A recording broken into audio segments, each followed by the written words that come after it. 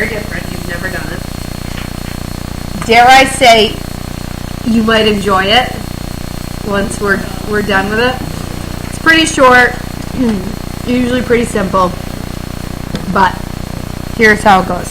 Polar coordinates. So there's this whole polar world, which I know you can't use your calculators, but it is definitely worth showing you that on the calculator, and this can be for like checking reasons on your homework when we get into big graphs. If you go to mode, okay, that's all right, you come right in. I'll get you on your way. There you go.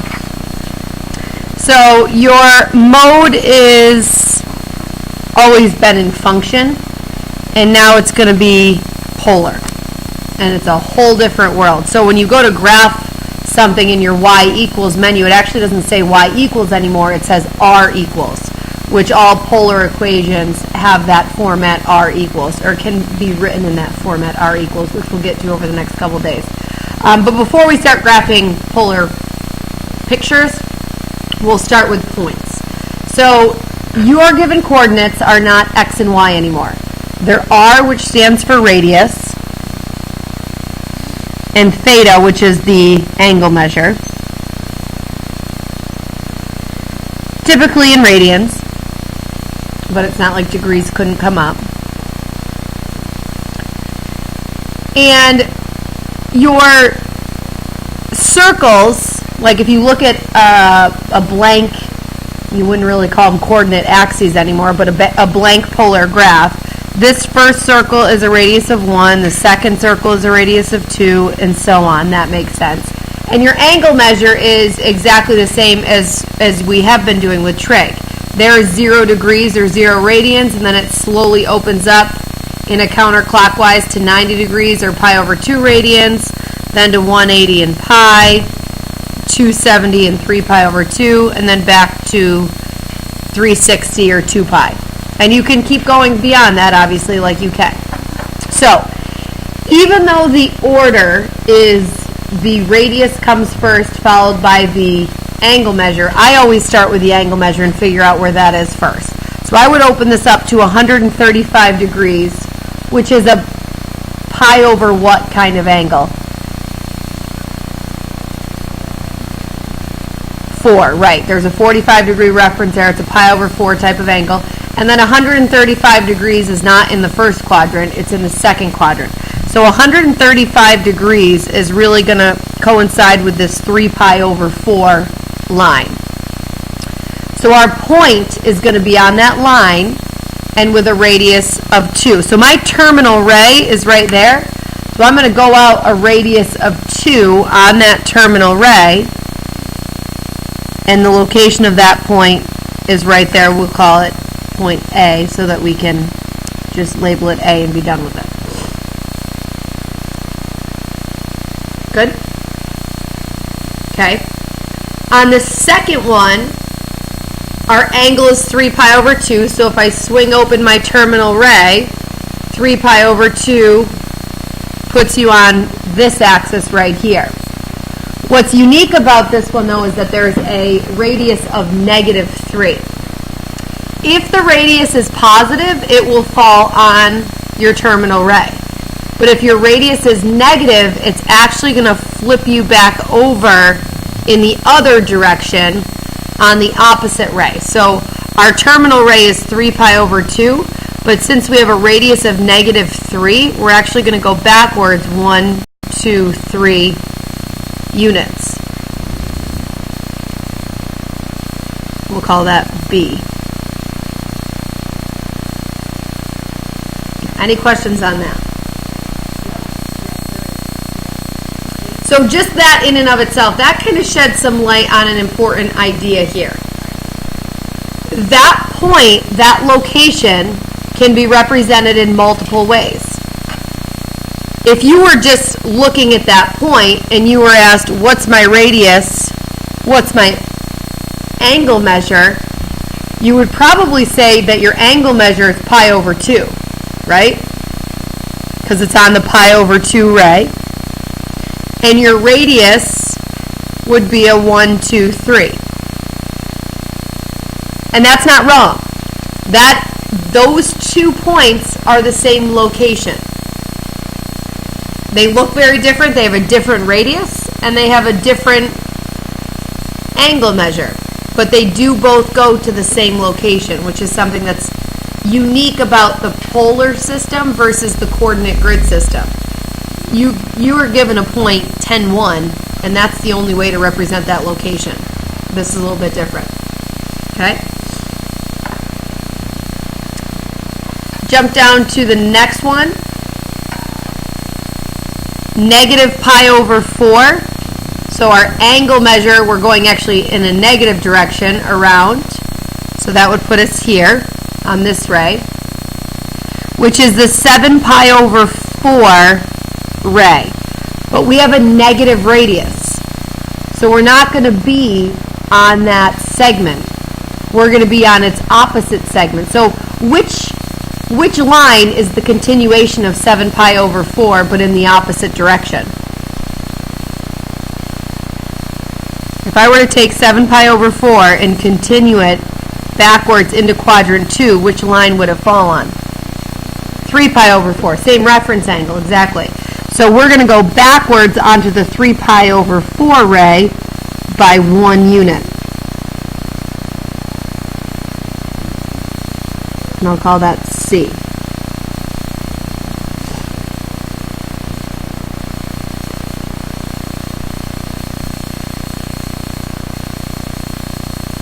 Nate, give me another representation of that location.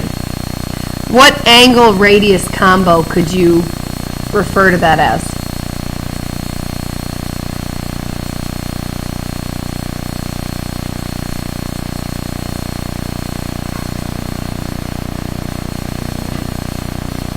Say it again. 1/135, or since we're in radians, I'll say 3 pi over 4. Good. So you could give the 3 pi over 4 angle with a radius of positive 1, and that would be the same location. Does that make sense? Okay. Last one, pi over 3.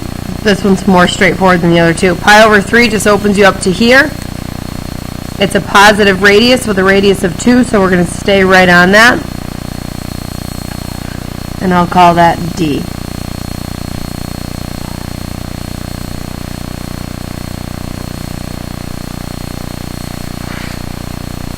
And if you were looking at that point and someone were to say, okay, what are the coordinates of it? I think those are the most obvious coordinates.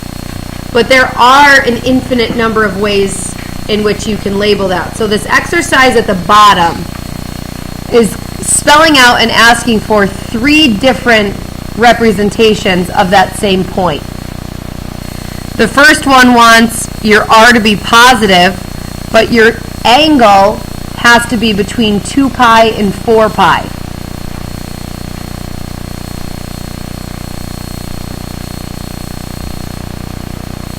Who has an idea about what would create that? Abby? It would be your theta paired with 2 still. Very good. We keep the R positive, so we're going to keep that at 2. That can't change.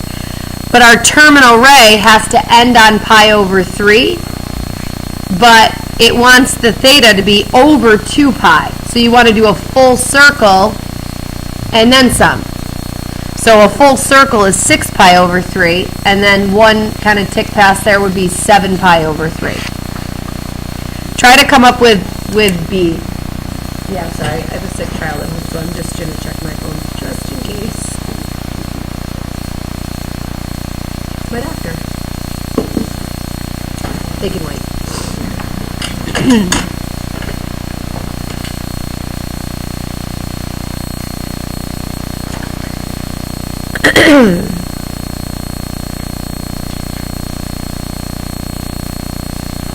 So try to come up with a same representation of that point where your radius is negative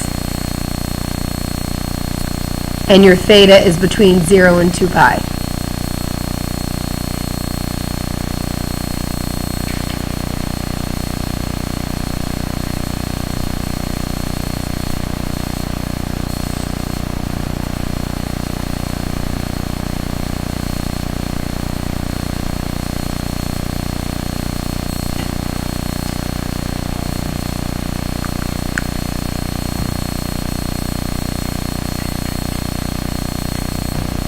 Mitch, what'd you come up with? -2 and 4 pi over 3. Did anybody come up with something different? Raise your hand if you got that. Okay, good, the majority of you. So we have to keep the angle between 0 and 2 pi, but since we want a negative radius, we don't actually want to land right on there. We want to land opposite that, which would be on that 4 pi over 3, and then the negative radius will bring us back there. Very good. Did anyone finish C already? Take 30 seconds to try to come up with a C answer with a positive radius, but an angle that's between -2 pi and 0.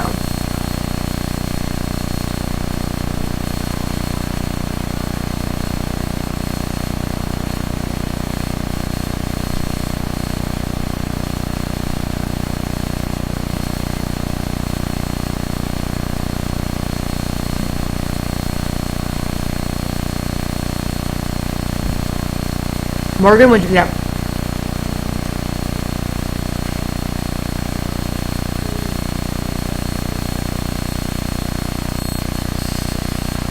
Okay, let's see. So 2 pi over 3 would bring us here. Agreed? And a positive radius of 2 right there would put us here. So that's not the same location. You do have a positive radius, so I'm going to leave that alone. But you need your angle to be a negative angle, and to land, since you have a positive r, it has to land right here. So if I'm going backwards around a circle, what would that other version of that pi over 3 ray be? If I'm going negative. So here's negative pi over 3, -2 pi over 3, -3 pi over 3, -4 pi over 3, -5 pi over 3. Puts you on that same terminal ray, which allows you to use a positive radius. Does that make sense? Any questions on this? Okay. Some key equations that are going to help us today and then throughout, because we're going to have this. Well, let's go back here quickly just to this one. This location, given in polar coordinates, does have a corresponding rectangular coordinate system. So that's polar coordinates is what we're learning. Rectangular coordinate system is what we know. What would the coordinates of this point be in the typical XY rectangular system? 0, 3. Yeah, 0, 3, right? If this is your x-axis and this is your y-axis, that would be 0, 3. Some of them visually are easy to kind of go back and forth between. This one would be a little bit harder though. We know it's got a negative x coordinate and a positive y coordinate. We're just not exactly sure what that is. And that's going to be harder to come up with, but we're going to capitalize on some of these concepts. So here's a point r theta. So I have the radius drawn out to it and the theta that opens up to it. And I've also kind of orchestrated this so that it's on the rectangular system as well, x coordinate comma y coordinate. And in a lot of ways we've kind of been connecting these ideas because any xy coordinate pair creates a right triangle that has an angle, that has a hypotenuse length, which associates with the radius of kind of your circle. So from this diagram, we can kind of fill in the blanks here. X squared plus y squared would equal what, Aiden? R squared.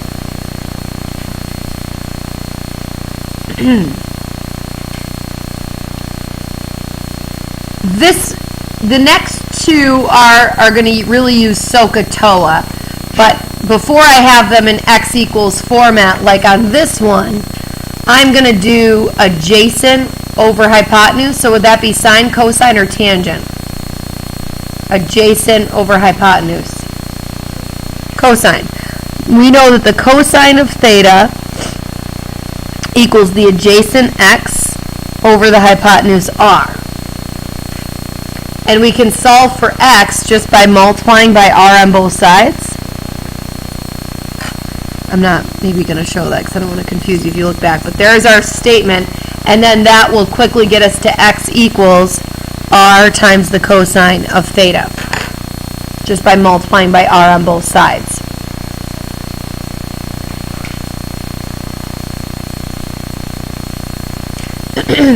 And then for your y, same idea, but we're just going to do the sine of theta equals opposite over hypotenuse. So when you solve for y and multiply by r on both sides, you get r sine theta.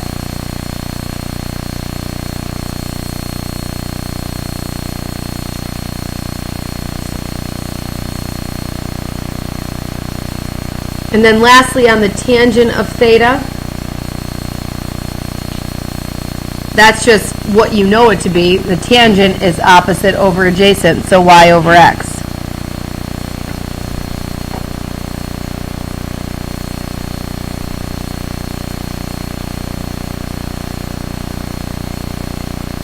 Good? Okay. So, anything with x's and y's, the x squared plus y squared, the x, the y, and the y over x, that's all rectangular stuff. Anything with r's and thetas, so the r squared here, the r cosine, the r sine, and the tan theta, that's all the polar world. Okay? So, right now, if you're looking at these polar coordinates, we know that r equals 2 and theta equals 3 pi over 2. So if we want to find our x coordinate, this is a pretty easy thing to do because we know that our x coordinate is equal to r cosine.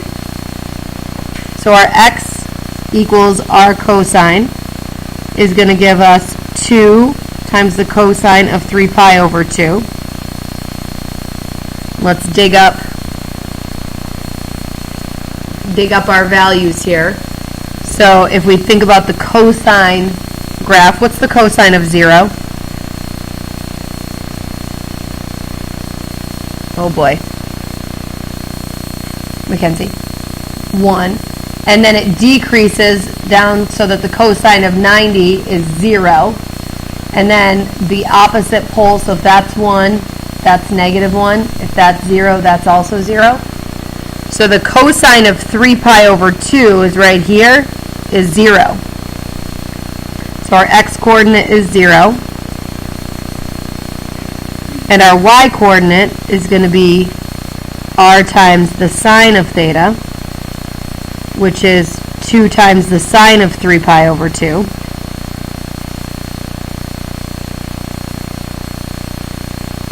And your sine graph, sine of 0 is 0, and it increases to 1. So your opposite poles are zeros, and your opposite poles are 1 and negative 1. So the sine of 3 pi over 2 is negative 1. So y equals negative 2. So your coordinates in the rectangular world are 0, negative 2. Now that will make sense visually. So if I just think about, and this is obviously a very rough sketch of the point radius of 2, theta of 3 pi over 2. 3 pi over 2 is going to bring us right down to this ray. Agree? Radius of 2 is going to bring us kind of out 2 circles, which is going to put you approximately in that location there, if that was your first radius and that was your second. We all can agree that that is 0, negative 2 in the rectangular world, correct? So you don't have to use these conversions on a problem if visually you just know. The next one, though, you're not going to visually just know. For example, pi over 3 is right here. Yes? With a radius of negative 8, that's going to bring us back this direction down 1, 2, 3, 4, 5, 6, 7, 8. We'll just say approximately. It's going to bring us in that ballpark. So I do know that my x-coordinate will be negative and my y-coordinate will be negative. That's great. But I don't know much more beyond that. Okay? So I have to treat my radius as 2 and my theta is pi over 3. I'm going to find my x-coordinate by doing r times the cosine of pi over 3. And I'm going to find my y-coordinate doing r times the sine of pi over 3.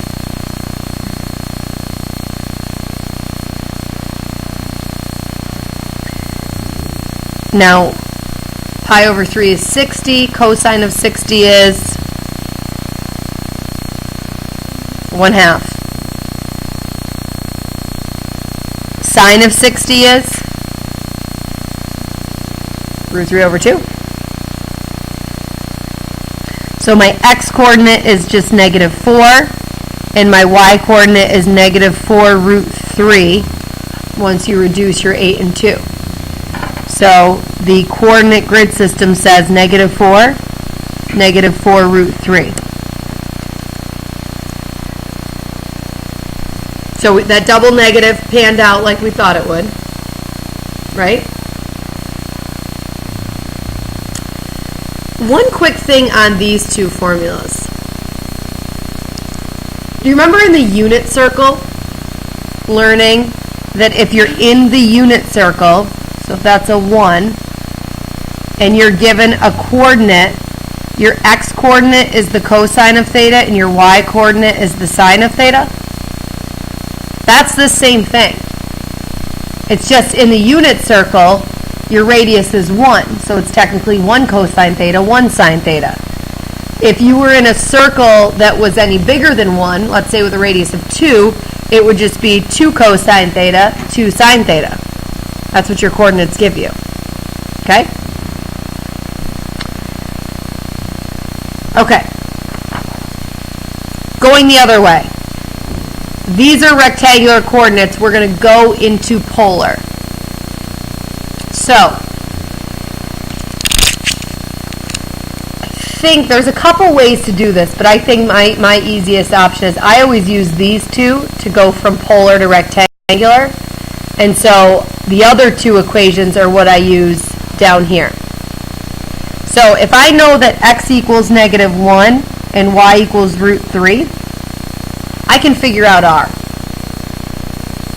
So x squared plus y squared equals r squared. Negative 1 squared plus root 3 squared equals r squared. Gives me 1 plus 3 equals r squared. 4 equals r squared. R equals... This is where we're going to have to use some reasoning that I can't really show. The radius is either going to equal plus or minus 2. And that's the reality when you're going into polar coordinates. There's more than one way you can write it. Does that make sense?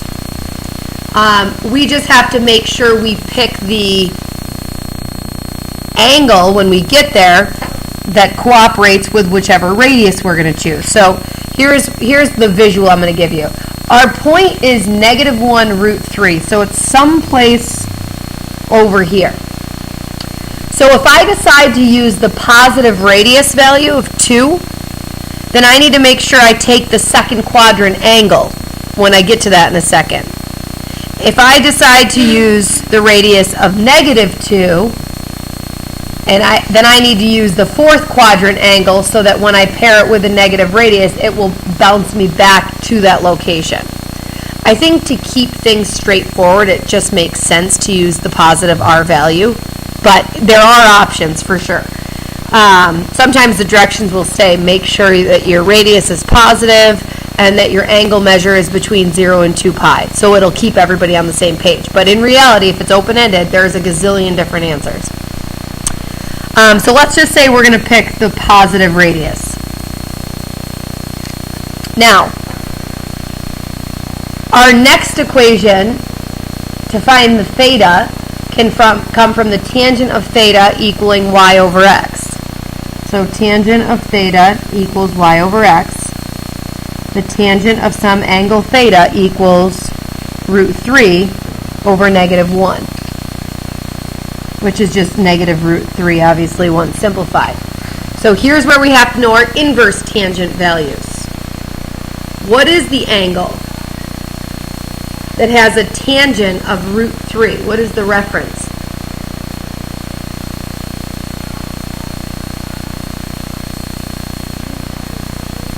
Yep, pi over 3, 60 degrees. Okay, that's just your reference though, right? We want tangent to be negative, so that should all work out with kind of the concept we already talked about. If we want tangent to be negative, we're talking about an angle that's either in quadrant 2 or in quadrant 4. Now, since we decided to use the positive radius of 2, what is the pi over 3 angle in quadrant 2?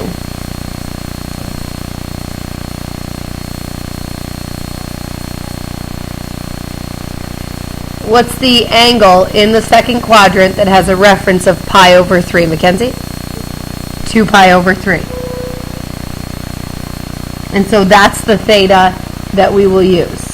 So your answer for the polar coordinates is your radius first, 2, followed by your theta, which is 2 pi over 3. If we had decided to use the negative radius of negative 2, we would have had to have picked the fourth quadrant angle, which would have been 5 pi over 3. Do we follow that? If you chose 5 pi over 3, your tangent is still negative, so that's all good. And then the negative radius would pop you back into the other quadrant. So 5 pi over 3. Good?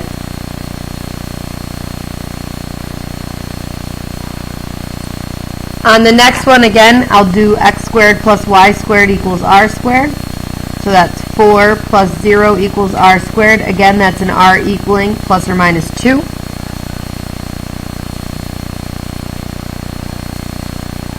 And again, I'll do my tangent of theta equaling y over x. So the tangent of theta equals 0. What's the reference angle?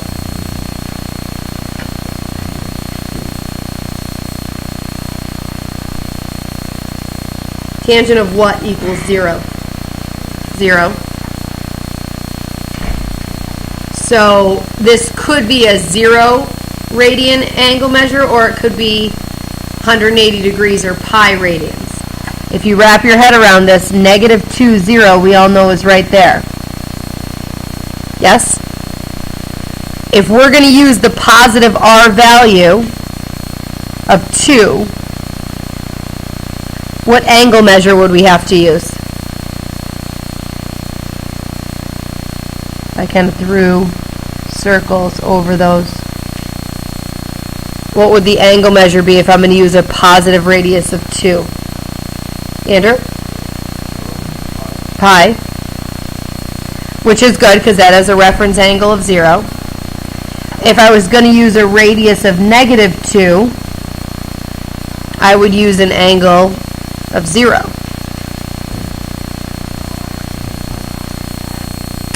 Now that is one that you probably could figure out without doing any of the written algebraic work with those equations. Because we know where that location is, negative 2, 0, it's pretty easy to come up with those two polar points. But sometimes you'll have to use the equation, so if you want to just use them all the time, you can. Does this make sense? Okay? So your homework is down there. I will give 10 minutes, so I'll post it